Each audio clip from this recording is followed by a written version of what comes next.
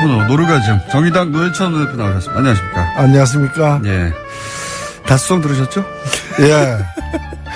아침마다 저희가 이 송을 틀고 예. 국민체조 하듯이 어깨를 펴고 근육을 푼 다음에 예. 이 노래가 이 음악이 독일에서도 유행이 될 것 같은데요. 왜냐면 독일어로 다스가 뭔가 하면은 디스거든요. 디스. 예. 바스 다스 하면 what is this 이래 되는 게 다스가 누구 겁니까 하면 이게 누구 겁니까? 이제 독일어는 그렇게 되니까. 다스 누구 겁니까? 물어보셨죠? 국감장에서. 저 대검 때 검찰총장에게 물어보려고. 아직 아끼고 계시군요. 예, 아끼고 있습니다. 아끼고 계신데. 답변 준비하라고 제가 말씀드렸습니다. 예. 지난주에 저희가 후원금 다 찬 줄 알고 후원금을 안 내가지고 후원금이 텅텅 비었다. 혹시 방송 나와서 전화 좀 왔습니까? 전화는 많이 왔습니다. 네. 전화만 오고 돈을 안 내고. 아니요. 전화도 오고 전화 거신 분들은 다 이렇게 고맙게 또 보내주신 것 같고요. 시작이 반이다 이렇게 생각합니다. 예, 안 찼군요. 예. 아직 다 차지 않았다. 예, 갈 길이 멉니다. 혹시 갈 길이 멀다고 하는 애절한 대표님의 말씀이었습니다. 예. 예전에는 항상 금방 다 찼잖아요. 오히려 지난번에 심상정 후보 시절에 그쪽으로 몰아줘라 해가지고 예. 배부른 척 하시다 이렇게 된 거 아닙니까? 자, 어쨌든 후원금이 많이 또 비어 있다고 합니다. 원래 금방금방 차시는 분인데. 자, 일단 국감에서는 신문지 깔고 누우셔가지고 예. 화제가 됐습니다. 그거 하고 나서 바로 검색해 보셨죠? 예. 바로 검색한 게 아니고 질문하고 점심시간이 됐고요. 그 다음에 제가 이제 오후에 누가 이제 그 옆에 정천 의원이 지금 실검 1위다라고 이제 저보고 알려줘가지고 열어보라 그래서 제가 그때 이제 열어봤는데 시차가 좀 있었습니다. 하지만 그거 검색하는 거 문제가 되는 건 아니죠. 문제는 안 되죠. 정청래 의원은 본인 발언하기 전부터 검색해가지고 발언하고 나서 얼마나 변했나 끊임없이 검색하시는 분인데 어쨌든 요 퍼포먼스를 하신 이유는 박근혜 전 대통령이 자기 인권 침해를 당하고 있다고 해외 컨설팅 업체를 이용해가지고 여론 플레이를 시작했잖아요. 그렇습니다. 원래는 제가 사실은 박근혜 대통령 의식하지 않고 준비했던 거예요. 그게 뭐냐면은 올해 8월 31일 날에 부산고법에서 너무 좁다라고 이렇게 손해배상 청구한 사람이 이겼어요. 그래가지고 300만 원, 150만 원 이렇게 지불하라 돼가지고 이렇게 줄 소송이 이어지면 한 700억 이상 정부가 물어내야 되기 때문에 대책 마련이 필요하다는 취지에서 이제 한번 따져야 되겠다 이랬는데 신문지까지는 준비 안 했지만 이 내용을 이제 거론하려고 했었는데 마침 이런 사람들은 10배 이상의 면적을 쓰고 있는 그리고 밑에는 또 온돌까지 깔려 있는 전기 온돌까지 이제 그런 시설에 있는 사람이 인권 침해라고 얘기하니까 귀하가 할 얘기가 아니다. 귀하가 할 얘기가 아니다. 오히려 이 관밀수송의 원인을 제공한 사람이 박근혜 대통령이에요. 박근혜 대통령 때 가석방 요건을 강화해가지고 그래서 석방을 갖다가 적게 한 거예요. 그 전보다도. 그래서 더 많아져가지고 지금 1.6, 1.7배 정원의 이상을 지금 쓰고 있거든요. 그래서 여러 명 있는 방에서는 신문지 한 장 정도 공간밖에 안 나온다, 한 사람당. 거기서 이제 한 사람에게 1인용 매트를 지급하거든요. 3단 이렇게 펼치면 두터운 요가 되는 두께 한 5cm 이상의 매트를 지급하는데 그 매트에 2명이 잡니다. 2명이 자요? 1인용 매트에 2명이 자요. 그러니까 1인용 매트가 석장 깔린 방에 6명 집어넣는 거예요. 그게 지금 현실이다. 근데 그게 원인 제공자가 박근혜 전 대통령이다. 그렇죠. 박근혜 대통령은 혼자서 1인용 매트 5개 깔고 자는 거예요, 지금. 그것도 허리 아프다 그래가지고 2장씩 겹쳐가지고 지금 있습니다. 그리고 전기로 온도를 해줍니까? 사실 교도소 안에서 저도 있어봤지만은 교도소 안에서는 겨울에 바닥이 춥잖아요. 머리맡에 물 담가두면은 물 한 그릇 놔두면 아침에 보면 얼어 있거든요. 그래서 뜨거운 물을 갖다가 플라스틱통에 넣어가지고 수건으로 감아가지고 그걸 껴안고 껴안고 이제 난방을 유지하는데 바닥에다가 온도를 깔아놨죠. 그 다음에 심지어는 이 오늘 여기 처음 제가 공개를 하는데 전용 접견실이 있어요. 아, 따로 전용 접견실을 만들어줬어요? 예, 변호사 접견실을 갖다가 변호사 접견실이 부족해가지고 변호사 접견을 위해서 대기하는 시간도 길어지고 있는 상황에서 박근혜 대통령만 쓰는 전용 접견실. 언제나 와서 쓸 수 있어요. 대기 없이. 사실상 그 종일 거기 왔다가 그 하루 2번 면회한다는 얘기는 거기 가 있다는 얘기죠. 시간 제한이 없거든요. 변호사는. 저도 가봤지만.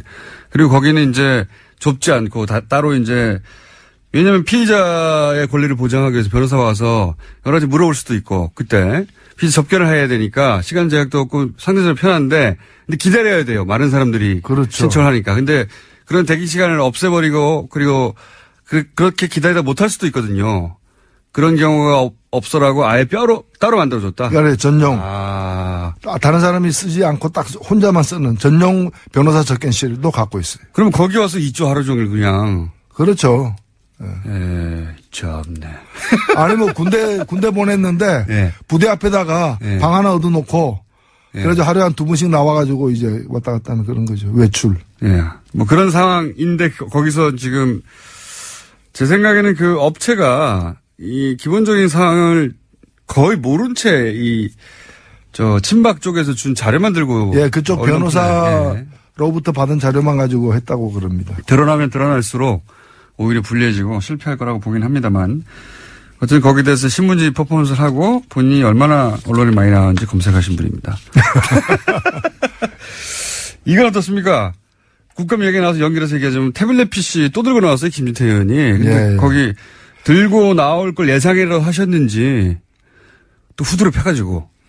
사실 이 태블릿 PC 때문에 사태가 여기까지 온 겁니다. 맞습니다. 결정적인 변곡점이죠. 1년이 됐네요. 10월 24일이었으니까 1년이 됐는데 그런데 이 태블릿 PC에는 실제 증거가 그렇게 많이 있지는 않아요. 결정적인 몇 개가 있는데 그게 나오니까 관계된 사람들이 입을 열지 않을 수 없게 되었고 최순실, 정호성 다 입을 열었어요.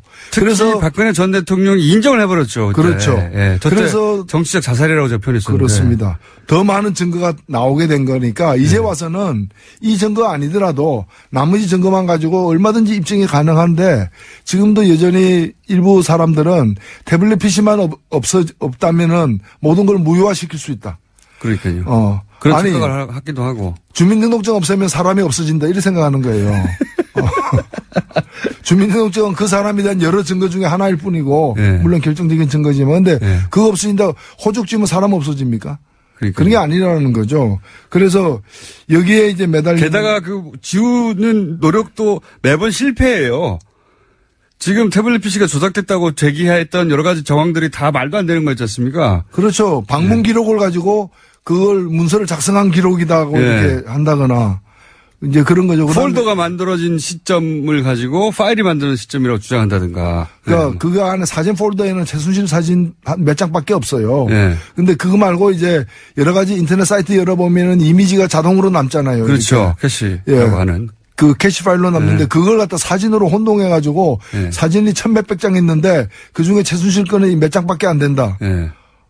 그게 그러니까 가짜다. 이게 말이 안 되는 거죠. 컴맹 중에서도 심각한 수준의 컴맹인데 컴맹이면 가만히 있어야죠. 본인이 주장하는 것이 얼마나 바보 같은 건지를 모르는 상태에 모를 정도의 컴맹이다. 혹은 알면서도 친박 진영을 이제 결속시키려고 했거나 둘 중에 하나겠죠. 칸트가 그래서 너 자신을 알라 이렇게. 자기가 뭘 모르는지를 아는 것은 굉장히 어려운 일이에요. 그걸 알면 반은 해결된 거예요. 자기가 뭘 모르는지도 모르고 있는 상황인 거죠. 일부러 그런 게 아니라면 정말 그 상황이 딱 맞는 겁니다. 이것도 모른 채 이런 주장을 하나? 국감에서 굉장히 세게 주장했거든요. 그래서 제가 얘기를 했습니다. 제가 한글 파일을 갖다가 아니 드레스덴 연설이 2014년인데 이제 그걸 이제 2016년 10월 18일 날 열어본 걸로 돼 있는데 그 여러 번 그 시각에 대해서 문제를 제기하는 거예요. 그래서 그게 입수한 그 여러 번 시각이 오후 5시경인데 그게는 마지막 여러 번 시각으로 오전 8시로 나와 있어가지고 9시간 시차가 있었다. 시차가 있다. 그래서 제가 그걸 미리 알아봤어요. 전문가에게 물어보니까 한컴뷰어의 그 내부 기록은 네. 그 영국 표준시, 그리니지 표준시로 되기 때문에 9시간 차이가 날 수밖에 없다. 이제 그 얘기를 해줬거든요. 네. 해줬는데도 아니라고 이제. 무슨 얘기냐면 JTBC에서 이걸 이제 그 폭로하기 전에 열어봤을 거 아닙니까? 열어봤는데 JTBC에서도 오후 5시에 열어봤다고 했거든요. 그렇죠. 마지막으로. 그리고 실제 오후 5시에 열어봤다고 주장하고 검찰도 그렇게 쭉 기록이 돼 있는데 태블릿 PC에는 그보다 9시간 일찍 그 시간이 기록되는 거예요. 마지막에 열어본 시간이. 그래서 이제 이 시차가 나니까 김진태 의원은 이거 뭐 조작된 거다. 그 사이에. 그렇게 했는데 이 프로그램은 한글을 읽는 프로그램은 그 시각 기록을 영국 표준 시각으로 설정해 놓은 거예요. 예. 그래서 지금 만약에 열어봤다 그러면 지금 8시니까 어제 밤 11시에 열어본 걸로 기록이 되는 겁니다. 그거는 그냥 한글이 그렇게 정한 거예요. 한글에다 그러니까 따져야 될 거를. 항의하려면 한컴뷰어에다가 항의를 해야죠. 그렇죠. 왜 그렇게 설정했느냐. 그 기준이 있겠죠. 전 세계에서 쓰니까. 네, 그렇겠죠. 예, 전 세계에서 이 프로그램을 쓰니까 아마 한컴에서는, 세계적으로 그 교민 다 쓰잖아요, 사실은. 예. 그러니까 기준을 아마 일부러 그렇게 정한 것 같은데 그걸 가지고 왜 이렇게 정했냐면 이 조작이라고, 예. 김진태 의원이 주장을 하다가, 노회찬 대표님에게 혼이 났죠. 혼이 났는데도 계속 주장했어요. 뭐 그 뒤에는 제가 그래서 제가 틀렸으면은 제가 사과하겠다. 네. 근데 그 지금 자유한국당 의원들 그 틀린 게 확인되면은 저한테도 사과하고 그 따져 물었던 서울지검 3차장에게도 네. 사과해라라고 얘기를 했는데. 사과합니까? 예? 사과합니까? 안 하죠. 아직 안 하고 있습니다. 아직 안 하고 있다. 예. 예. 다른 얘기로 넘어가려고 하겠죠, 이제. 예. 네. 저희가 2부에서도 한번 다뤘는데 큰 사건이 하나 터졌습니다. 뭐냐면, 그 전에 제 생각에는 그걸 가지고 아마 지금 친박이 좀 코너에 몰렸지 않습니까? 예. 당내에서도. 그래서, 친박, 스스로 당내에 있는 친박, 코너에 몰린 친박들을 위해서도 그런 주장을 한 것 같고, 그리고 이제, 박근혜 전 대통령 인권 침해를 믿고 싶은 노년층에게 봐라. 이렇게 JTBC 태블릿이 가짜가 나와가지고 네. 이렇게 된 것이다라고. 네. 그분들을 향한 언론 플레이일 수도 있죠. 그렇죠. 예. 네. 네. 실제 뭐 그런 노년층한테 돌아가는 카톡에는 그렇게 왜 국감에서 벌써 이런 게 나왔다고 조작된 게. 그렇죠. 그런 분들은 지금도 보면은 뭐 닐 암스트롱입니까? 네. 달 착륙 안 했더라. 네. 그거 다 조작이라더라. 를 믿고 싶은 사람들이 있잖아요. 네, 그것처럼 예. 네. 본인이 믿고 싶은 거를 믿으려고 할 때 그 근거가 되라고 예. 자신들의 지지 기반이니까 서비스를 계속 하는 게 아닌가. 네. 아니면 컴맹 바보거나. 둘 중에 하나인 상황인데. 근데 이렇게 친박들이 노력하는 사이에 그중에 홍준표 대표가 그 서청원 의원으로 대표되는 친박 세력을 척결한다고 서청원 대표 나가라! 뭐 이런 상황이 벌어지지 않습니까? 네. 가만히 있을 분들이 아니잖아요. 그래서 서청원 의원 쪽에서 반박을 하기를 무슨 소리냐. 당신이 큰일 났다. 홍준표 대표. 당신이 지금 재판에 대법원에 계류 중인 사건, 결정적인 당신이 이제 나한테, 일종의 로비를 한 거. 뭐 증거 있어. 이렇게 촉발된 사건이 벌어졌어요? 이거 어떻게 되거라 보십니까? 예, 이미 뭐, 언론에 그 후에 또 보도도 됐습니다만은, 여의도에서는 그 전에 얘기가 많이 돌았어요. 국회 주변에서는. 9월 초로 저는 들었는데, 예. 9월 초에 지금 문제의 두 분이 예. 만나가지고, 홍준표 서청원. 예, 그래서 그쪽에서 홍 대표 쪽에다가 그런 녹취록 사실까지 존재하고 있다. 나를 치려고 하면 나도 치겠다. 가만히 안 있겠다. 이제 그러면서 굉장히 격하게 충돌했다는 얘기가 있었고 그 후에 이미 그때 여의도에서 한번 돌았어요 그때. 예, 그 후에 그리고 이제 그 후에 국민의당의 모 인사에게 그쪽에서 녹취록을 줬다. 라고 하는 얘기가 이미 진작부터. 이미 이거 이번에 드러나기 전에 저는 전에 들었어요. 여의도 내에서는.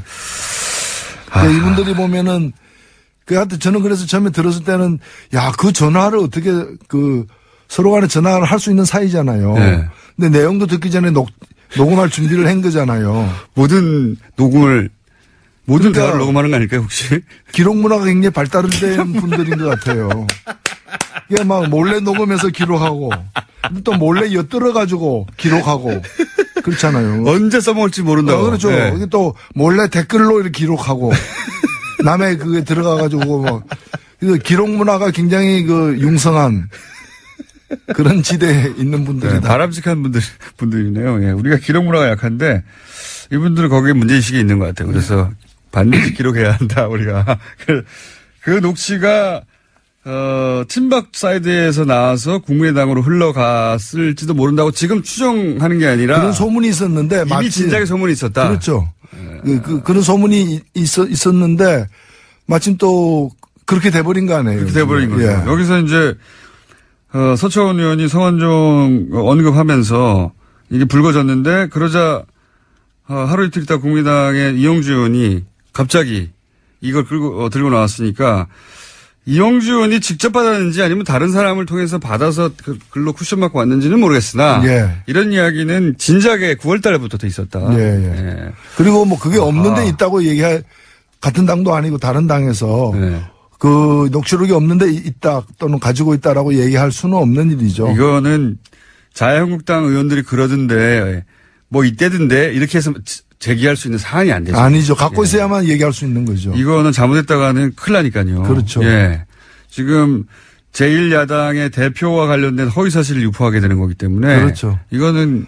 저도 뭐 그런 얘기 들은 바 있다라고 얘기 안 하잖아요. 예. 이게 나왔으니까 하신 건 아닙니까? 그렇죠. 지금. 9월에 진작에 있었구나. 만약에 이런 자료가 있다면 물론 정치권이라는 게 원래 과장을 좀 합니다. 상대방 쫄라고. 과장을 좀 하긴 하는데 이 정도로 세게 나갈 정도면은 실제 그런 녹취록이 있다가 보고 그런 녹취록이 나오면 홍준표 대표의 법리적인 미래 말고 법적인 미래 말고 정치적인 미래를 어떻게 전망하십니까? 아니 우선 법리적으로도 예. 그 내용에 따라서 위증을 하도록 결정적으로 윤모 씨가 말을 바꿔가지고 1심에서 유죄였는데 당사자가 말을 바꿔서 이제 2심에서 무죄가 된 거 아닙니까? 말을 바꾸진 않았다고 저희가 2부에서 따졌는데, 예. 그 진술이 의심스럽다고. 예, 믿지 못해서. 예. 판단을 갖다가 이제 그렇게 해버린 건데. 판단을 재판부가 바꾼 거죠. 예. 근데 그게 이 위증을 갖다가 위증하도록 예. 회유하거나 교사한 것은 문제가 되죠. 사실은. 그게 이제 사실이라면은 문제가 되는 건데, 여하튼 지금 아슬아슬한 상황인 것 같아요. 그렇죠. 정치적으로는 어떻게 보십니까? 이게 이제 결국은 친박들을 홍준표 대표가 쳐내고 그리고 나서 바른정당의 통합파를 끌고 오고 이런 수순에서 이제 첫 결단을 내린 건데 근데 이게 이제 되칙을 당하고 있는 거 아닙니까? 말하자면. 이게 어떻게 결론이 날까요? 정치적으로는. 둘이 합의해가지고 그냥 조용히. 현재 상황은 사자성어로 하면 풍전등화죠. 풍전등화. 바람 앞에 등불. 이게 꺼질지 아니면 견딜지는 더 봐야 될 것 같습니다. 서천 의원으로 이제 상징되는 친박 쪽이 만약에 홍준표 대표를 아예 지금 쳐내려고 하는 듯한 워딩이잖아요. 예, 대표 체제 끝내야 된다고. 안 그러면 이제 죽는다고 판단하는 거죠. 네. 죽느냐 죽이느냐 뭐 이런 서로가 그런 상황에. 정우택 대표도 홍준표 대표 측이 서 있는 것 같지가 않아요? 좀 발언을 보면. 전혀 아니죠. 예. 예.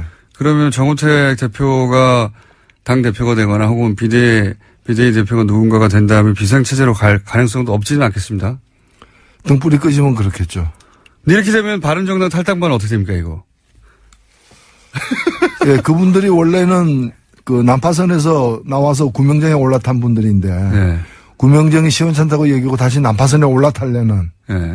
근데 올라타려고 막 가는데 배가 침몰하는 그런 상황인 거죠. 그러니까 훨씬 더 작은 배 타고 있다가 큰 배로 다시 갈까 그랬는데 큰 배가 막 침몰하려고 하니까 다시 작은 배에 남아 있어야 되나? 이런 고민들이 있겠죠. 그래서 속도가 좀 늦어지는 것 같은데요.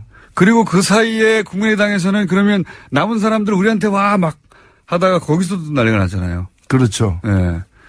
근데 그거는 뭐 당을 통합한다고 원래는 했으니까 또 통합 아니고서는 잘 이루어지기 힘든 어떤 방식이고 그런데 통합은 이미 불가능한 걸로 판단난 거라고 저는 보이죠. 그 안철수 대표가 물러섰죠. 예. 예. 통합하자는 게 아니고 예. 예. 사이좋게 지내서 예. 그런 가능성을 높여보자. 뭐. 예. 청원했다가 안 되니까 뭐 결혼하자는 건 꼭 아니었고 뭐 데이트나 합시다 뭐 이런 거죠. 데이트를 많이 해야 한다. 예. 예. 데이트 아니더라도 자주 봅시다. 뭐 이런 데이트 거죠. 아니더라도 자주 봅시다. 밥이나 같이 먹읍시다. 밥이나 같이 먹읍시다. 예. 정책연대 이런 거죠. 예. 정책연대를 한다는 얘기는 뭐 쭉 해왔으니까요. 근데 이게 이제 나비 효과 같은 것이 또 한 번의 나비 효과는 뭐냐면 국민의당에서 안철수 대표의 이런 바른정당과의 통합 그리고 바른정당 쪽에서 소위 햇볕 정책에 대해 폐기 뭐 이런 얘기가 또 나오니까 또 기분이 상했을 거 아닙니까. 그 호남계 의원들이. 그분들은 또 다시 민주당하고 그러면 이게 안 되겠다. 민주당으로 다시 돌아가야 되는 거 아니냐 이런 얘기가 또 나오고 있어요. 어떻게 될까요 이런. 계속 뭐 다음 총선 때까지 이 모든 얘기들이 계속해서 그 재방송되고 또 되고 뭐 그 추석 설이 올 때마다 되는 재방송하는 그런 식으로 될 것 같아요. 당장은 아무도 안 움직일 것이다 결국은. 아니요. 바른정당 쪽에서 가는 사람들은 좀 있겠죠 아마도.